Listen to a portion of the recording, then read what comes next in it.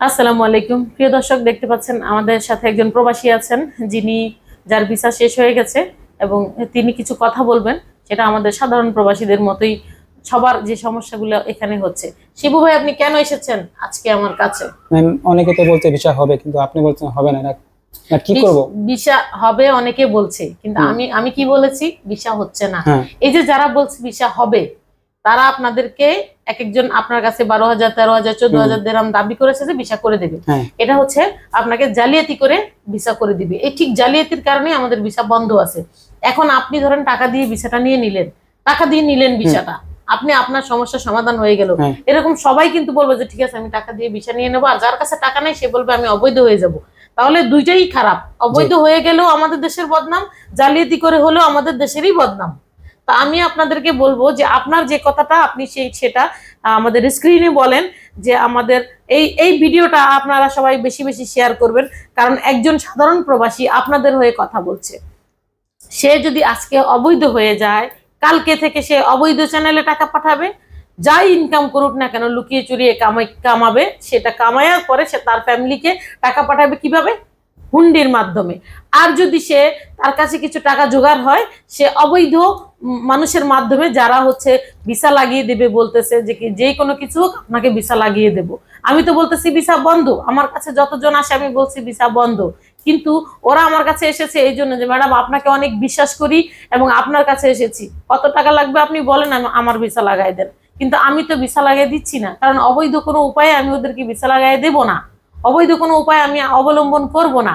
আমি সেই জন্য এই কাজটা আমি না বলতেছি। সে যদি আমার জায়গায় আরেকটা জায়গায় যায়, ধরেন এখানে না আসে, সুলতানা টাইপিং এ আসলো না, সে অন্য আরেকটা জায়গায় গেল, সে বললো যে আমাকে ভিসা লাগিয়ে দেন, তখন তারা বলবে যে এত টাকা দেন, আমরা লাগাই দিচ্ছি। তো সেক্ষেত্রে তখন কিন্তু জালিয়াতির মাধ্যমে হোক, যে কোনো ভাবে হোক, সে ভিসা লাগাই ফেলবে। এখন এই যে ভিসা লাগায় সে কাজ করার জন্য, কারণ সে এক জায়গায় কাজের জন্য গেছে, সেখানে তার বলছে আইডি না থাকলে কাজ করতে দিবে না। এবং ইভেন এটা বলছে যে ভালো বেতনে তারা তাদের ভিসা পর্যন্ত লাগিয়ে দিতে রাজি, এবং তাকে 2500 দিরহাম না, 2500 দিরহাম স্যালারিতেও কাজে রাখতে রাজি। সে একজন স্কিল ওয়ার্কার। এরকম হাজারো স্কিল ওয়ার্কার আমাদের আছে, যাদের ভিসা শেষ, যারা কোনো কোম্পানিতে যেতে পারতেছে না। ঠিক এই প্রবলেমের কারণে আপনি কয়টা কোম্পানিতে ইন্টারভিউ দিয়েছেন? দুইটা কোম্পানিতে। দুটাতেই আপনাকে বলছে ভিসা লাগাই দিবে? দুটোতেই বলছি ভিসা লাগাই দিবে, কিন্তু বাংলাদেশকে ভিসা, বাংলাদেশের ভিসা আপনি বাংলায় বলেন, কোনো সমস্যা নেই। হইতাছে না, এটা বাংলাদেশের ভিসা সব জায়গায় বন্ধ। সবাই বলতেছে কেউ বলতেছে কেউ বলতেছে লাগবো টাকা, ভিসা লাগবে, কেউ বলতেছে না হইব না। মানে নানান জন নানান কথা বলতেছে, কেউ বলতেছে ফ্রিজনে করেন, মানে একজনে এক কথা, মানে আরো বেশি কথা বলতেছে। সঠিক আমি তো পাইতেছি না, আমি কি করব? এখন আসলে এই সমস্যার মধ্যে আছে, বহুত সমস্যা। আমার স্যালারি কনফার্ম সব হয়ে গেছে, 2500 টাকা দিব, 2500 মানে ভিসা করতে হলে দিব, আলা ভিসাই হচ্ছে না, আমি কি করব? আসলেই তো ভিসা যদি না হয় তাহলে কি করবেন?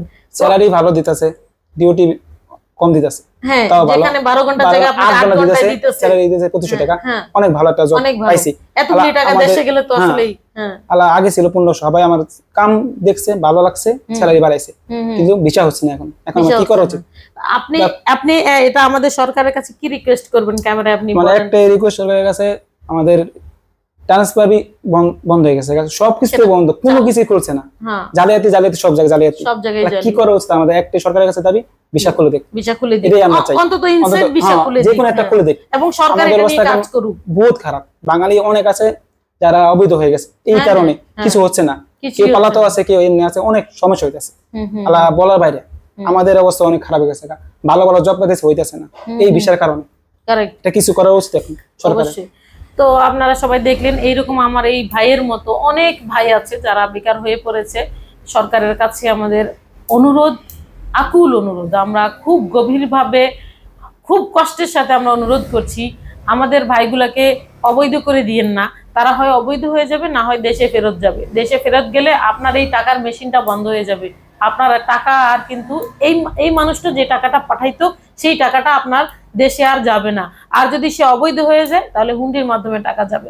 এখন আপনারাই চিন্তা করে দেখেন, আমি অবশ্যই আমাদের বাংলাদেশ সরকারের কাছে বলছি, এখন আপনারাই চিন্তা করে দেখেন, এখানে ভিসা খোলার জন্য আপনারা ব্যবস্থা করবেন, নাকি ঠিক এইভাবে চলতে থাকবে সবকিছু, এবং আস্তে আস্তে সকল দেশ বন্ধ হয়ে যাবে, সকল শ্রমবাজার বন্ধ হয়ে যাবে, সকল রকম রেমিটেন্স বন্ধ হয়ে যাবে। আপনারা কি সেটাই চাচ্ছেন? সেটা আপনাদের ভবিষ্যৎ আপনারা চিন্তা করে বলেন। ধন্যবাদ।